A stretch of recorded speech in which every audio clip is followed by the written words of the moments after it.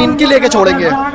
आखिर कब तक हिंदू समाज जो है मुसलमान समाज से इस तरह पीड़ित रहेगा? ये चलता रहेगा जब तक हमें जमीन वापसी नहीं मिलती, जब तक चलता रहेगा हमारी जमीन के लिए। क्या मांग है आपकी? हमारी यही मांग है कि जो जमीन को कब्जा कर रखी है वो वापसी हमें मिले, ये हमारी मांग है। कार्तिक हिंदू मेरठ से। कहाँ से? मेरठ से।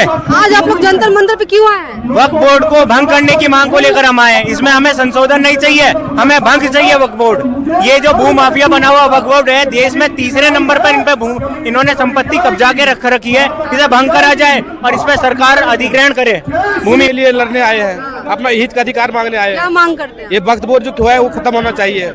हाँ, और क्या?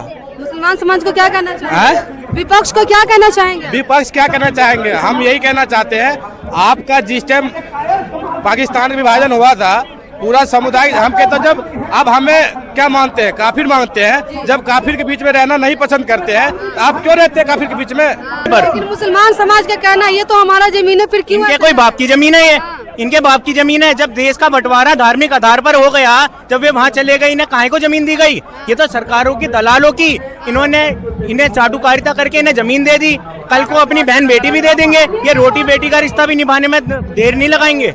ये सारे नेता ऐसे ही हैं। कल को इनके घर पे भी कब्जा होगा। इन्होंने असीमित ताकत दी है जो वक्त को, कल को इनके घर पे भी कब्जा होगा। आज तमिलनाडु में गाँव पर कब्जा हो रहा है, हमारे मंदिरों पर कब्जा, इधर दावा ठोक रहे हैं। इनकी शक्तियां तो बढ़ा दिया, कल को इनके घर कैसे बचेंगे? क्या लगता है वक्फ बोर्ड से जो हिंदू समाज के जो लोग हैं उसमें किसकी धार्मिक पे कुछ असर तो नहीं पड़ेगा? नहीं, धार्मिक हमारे समाज पे पूरा असर पड़ रहा है इनका। इन्होंने हमारे मंदिर कब्जा रहे हैं, हमारी धार्मिक असर नहीं पड़ रहा। क्यों नहीं पड़ रहा? हमारे मंदिर, हमारी आस्था का केंद्र पे ये दावा ठोक रहे हैं। इनकी जमीन कैसे हुई? इनका 1400 साल पुराना इतिहास, हमारा लाखों करोड़ों साल पुराना इतिहास। हमारी जमीन, इनकी जमीन कैसे हो गई है? ये वक्फ बोर्ड को भंग करा जाए, कुछ नहीं है। ये केवल भू माफिया है।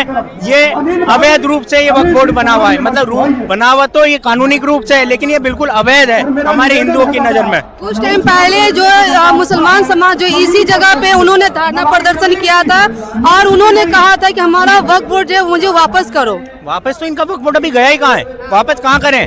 अभी इनका वक्फ बोर्ड कहीं गया ही नहीं है। लेकिन हम समाज अपनी ताकत दिखाएंगे, हिंदू समाज 100 करोड़ हिंदू, और इसे भंग करवाएंगे, तब इन्हें ये मांग करेंगे। अभी कहाँ है? अभी तो बेकारी मांग कर रहे हैं। अभी इसे भंग करवाएंगे हम अपनी ताकत दिखाएंगे, सनातनियों की क्या ताकत है। तो अभी कब तक ऐसा मतलब चलने वाला प्रोटेस्ट, कब तक आप लोग करेंगे इस तरह से? देखिए, ये तो हमारे संत समाज ये तय करेंगे। हम तो बहुत छोटे से, हम तो इनके सहयोगी हैं। ये हमारे संत समाज तय करेगा कि कब तक चलेगा। वो हमें जीवन भर यहाँ रहने के लिए कहेंगे, हम जीवन भर रहेंगे। हमारे संतों का आदेश सर्वोपरि है हमारे लिए। क्या नाम शिवम वाजपेयी। कहाँ से? मेरठ से। आप तो ये पोस्टर लेकर खड़े हैं मुसलमान हिंदू के भगवान को और हिंदू सुख चैन जीने भारत छोड़ो। हमें यहाँ से इन्हें जो जमीन पे कब्जा कर रखा है वो मुक्त कराना है। मेरठ से हूँ, मेरठ में बहुत जमीन पे कब्जा कर रखा है। हमें यहाँ से इन्हें भगाना है और हमने तो जितनी कोशिश होगी हमें क्या हमारी मांग है वक्फ बोर्ड समाप्त हो। हिंदू समाज के लिए वक्फ बोर्ड खतरनाक है। हमारे लिए हिंदू समाज के लिए वक्फ बोर्ड बहुत खतरनाक है। ये अपने ही पक्ष के लिए जीते, हिंदू पक्ष के खिलाफ रहते हैं। पक्ष के खिलाफ रहते हैं तो क्या कहना चाहेंगे? मुसलमान समाज को क्या कहना चाहेंगे? वो भी तो इस तरह से मुसलमान समाज को मैं ये कहना चाहूँगा कि ये जो वक्फ बोर्ड के नाम पे जो दादागिरी इन्होंने जमा रखी, जिसकी चाहे जमीन पे वो कब्जा कर लेते हैं हर हाल में। और जो वक्फ बोर्ड की बता दे, जिसको चाहे उसको वक्फ बोर्ड की कह देते हैं। इनके बाप का राज नहीं है जो वक्फ बोर्ड की जमीन बता देंगे। ये हिंदुस्तान है, हिंदुस्तान की जगह है, हिंदुओं की जगह है। इनके हिस्से की जगह इन्हें पाकिस्तान बांग्लादेश दे दिया है। इसके अलावा अब कुछ नहीं दिया जाएगा। विपक्ष का कहना होता है कि हिंदू जो है इंडिया तक ही सीमित रहता है, इससे बाहर नहीं जा सकता। क्या मतलब? उनका कहना है कि हिंदू समाज जो है वो वक्त की लड़ाई में हम लोग से कंपेयर करना चाहते हैं। नहीं, ऐसा कुछ नहीं है। हिंदुस्तान सिर्फ हिंदुओं का है बस, और इससे ज्यादा कुछ नहीं कहूँगा। हमारे लीडरों ने हमें थोड़ा कम बोलने के लिए कहा है, सिर्फ वक्फ बोर्ड के खिलाफ ही बोलना है, उसके अलावा कुछ नहीं बोलेंगे। ठीक है, आपको देश तो दे दिया। हम कहते हैं एक घर में 5 बेटा है, 5 बेटा ने बाप ने सबको अलग कर दिया, तो क्या बाप फिर से धर्मशाला बना के रखने लगेगा? नहीं रखेगा ना। और रह रहे हो तो शांतिपूर्वक रहो, ठीक है। और आप हर टाइम उसी टाइम होते। अभी देखो बजरीपुर में कौन है? एक हिंदू परिवार के छत के ऊपर कितना बरसाए गए पत्थर, क्यों बरसाते हैं? क्योंकि एक घर है वो कम है, वो ज्यादा है, लेकिन ऐसे नहीं होना चाहिए ना। आप जब रह रहे हो तो शांतिपूर्वक रहो। इस तो मुसलमान समाज जो कहते हैं कि हमारे संपत्ति वक्फ बोर्ड हमारा है। कौन सी संपत्ति, कौन सी संपत्ति, उनसे ये पूछा जाए कौन सी संपत्ति।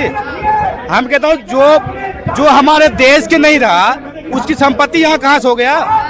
मैं कहता हूँ आपने घर छोड़ दिए, कोई बेटा अपना घर छोड़ दिया, फिर बाप के संपत्ति में हिस्सा लेगा, वो लेगा हिसाब से मैं पूछता हूँ, नहीं लेगा ना। जो बाप के सुख दुख में साथ देगा वही तो बाप के संपत्ति का अधिकार बनेगा ना। ये तो नहीं है कि आपने थोड़ा सा मन मोटा किया, अलग देश ले लिया, घर में हिस्सा बांट के ले लिया, फिर कहते नहीं जी हम तो उसमें भी चाहिए। ये कौन सी नौटंकीबाजी है, कौन सी नौटंकीबाजी है।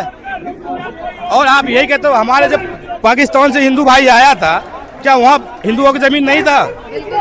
जमीन था कि नहीं था? वहाँ की जमीन का क्या हो गया? वहाँ कोई सनातन बोर्ड के हिसाब से कोई रक्षा कर रहा है? नहीं कर रहा है ना। फिर भारत में जो हमारा देश छोड़ के चला गया हो उसकी जमीन की रक्षा करने के लिए वक्फ बोर्ड क्यों बना? मैं आपसे पूछा क्यों बना? क्या कहना चाहेंगे आपसे? लास्ट सवाल हमारा ये रहेगा कि आप अपने हित के लिए क्या कहना चाहेंगे? मैं तो यही कहूँगा, ये जिस तरह से इसका आतंक चल रहा है, ये तो हिंदू धीरे धीरे खत्म हो जाएगा, ये लोग खत्म कर देगा। इसकी एक ही मकसद है, ये भाईचारा एक बंद कमरे की तरह है, भाईचारा एक बंद कमरे की तरह है। आप उसको भाईचारा के जो भी मारता है और पीठ पीछे छुरा भोगता है। और नहीं, इन सब पलों में बताता हूँ, जिस टाइम प्रधानमंत्री ने 2024 का शपथ लिया था ना, कश्मीर में बस के ऊपर गोलियां चला मैडम, उस 7 साल के बच्चे क्या मासूमियत थी, उसकी क्या मौसम से मैं उन लोग से पूछना चाहता हूँ। और इस सरकार से भी पूछना चाहता हूँ, हमारे देश के जो शहीद जवान है कब तक शहीद होते रहेगा? अपने बच्चे के लिए, अपने बच्चे के पासपोर्ट की कितना सेवा सत्कार से पढ़ा करता है, कितना मेहनत माँ बाप का लगता है। उस माँ बाप से पूछो जो उसके बेटा बॉर्डर में जाता है और 2 महीने बाद, 1 साल बाद उसको मृत्यु की खबर सुनता है, उसके घर पे क्या बीतता है, क्यों होता है भारत में? और भी तो कई देश है जितने भारत में शहीद होते हैं उतना कोई देश में नहीं होता है। क्यों होता है? क्या कोई बेटा, कोई बाप माँ अपना बेटा को मरने के लिए पैदा करता है, मरने के लिए पाल पोस के बड़ा करता है? नहीं करता है ना। तो उस देश को सरकार के भी सोचना चाहिए, ये आतंकवादी को और सही तरह से मुंह तोड़ जवाब देना चाहिए।